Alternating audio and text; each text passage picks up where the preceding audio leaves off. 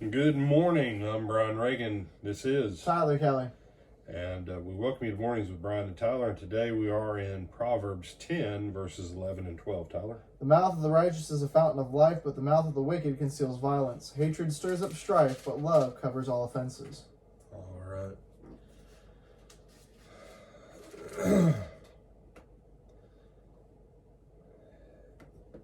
There's a few ways to look at this. There's a couple ways. How come the mouth of the wicked conceals violence? Because what's in their heart is harm and evil.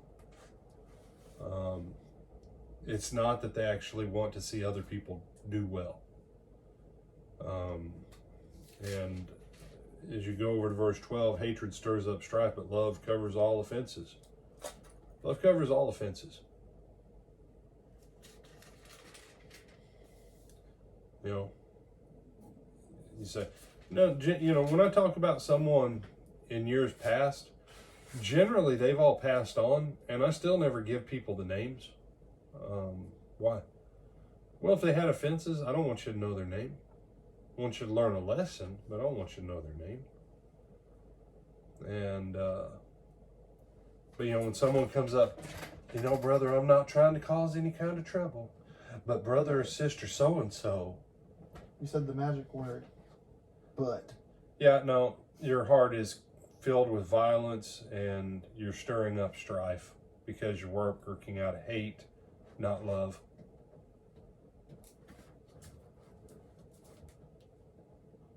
God forbid Brother Tyler should turn up on my doorstep some Saturday evening, and he's intoxicated. You say, you better let the elders know so that they can punish him. No, not going to happen.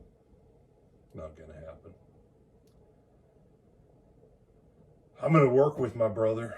We're going to get him sobered up, and we're going to get him right on the back. We're back on the right path. Why?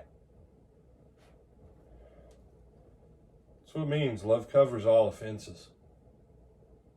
Is he willing to try and get back on the right path?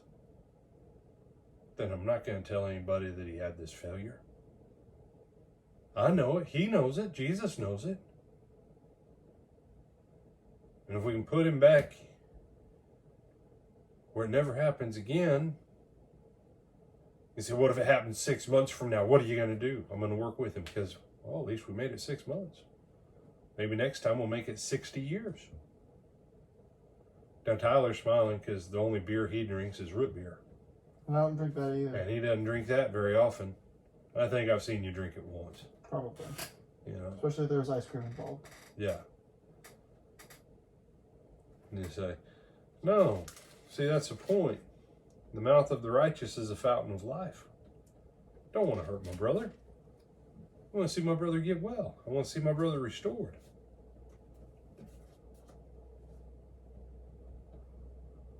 Not air out his failings. Destroy his life? Why? You say, well, that's about being righteous. If every failure you'd ever had was put on a neon sign in your front yard, would you be for it? If every evil you'd ever had in your heart was put on a neon sign in your front yard, would you be for it? If every time you took advantage of anyone ever in your entire life, or they felt you did, was put on a sign in your front yard in bright neon, would you be for it?